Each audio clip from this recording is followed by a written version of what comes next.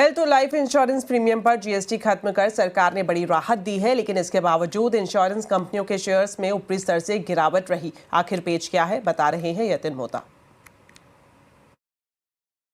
तो जितना दिखता है उतना सरल नहीं है इंश्योरेंस कंपनीज के लिए। इनफैक्ट अगर आप इंश्योरेंस पे जीएसटी की बात करें तो ये एग्जेम्प्ट कैटेगरी में चला गया, यानी किसी भी प्रकार का जीएसटी अब इंश्योरेंस प्रोडक्ट्स पे आपको नहीं देना होगा, चाहे वो हेल्थ इंश्योरेंस हो चाहे वो जनरल इंश्योरेंस हो।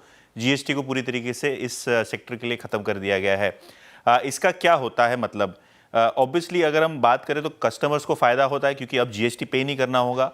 हालांकि इनपुट टैक्स क्रेडिट यानी आईटीसी जिसको हम लोग पॉपुलरली बोलते हैं, जो इनपुट टैक्स क्रेडिट आपको मिलता है खर्चों पे, वो अब नहीं मिल पाएगा।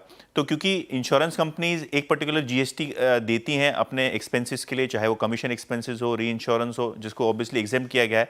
लेकिन अगर हम बात करें तो जो एक्सपेंसेस है, जहां पहले इनपुट टैक्स क्रेडिट मिलता था उससे लागत कम होती थी क्योंकि वो पास थ्रू हो जाता था। अब वो नहीं मिलने पर 5 से 7% तक की लागत बढ़ जाएगी। इसका मतलब यह है कि जो इंश्योरेंस कंपनीज हैं, अगर आपको सेंटिमेंट ठीक रखना है तो आपको ये कॉस्ट अब्जॉर्ब करने पड़ेंगे शॉर्ट टर्म में, क्योंकि आप तुरंत ही पॉलिसी के दाम बढ़ा नहीं सकते। और जिसके कारण वीएनबी मार्जिन्स पे ब्रोकरेजेस के हिसाब से, जैसे सीएलएसए मॉर्गन स्टैनली है, असर मुमकिन है। मार्जिन्स पे तो असर होगा ही।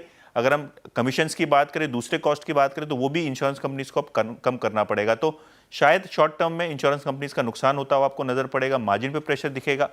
और एग्रीगेटर्स की बात करें तो एग्रीगेटर्स क्योंकि कमीशन घट सकते हैं तो इनको भी थोड़ा बहुत घाटा का सामना करना पड़ता आपको दिखाई देगा।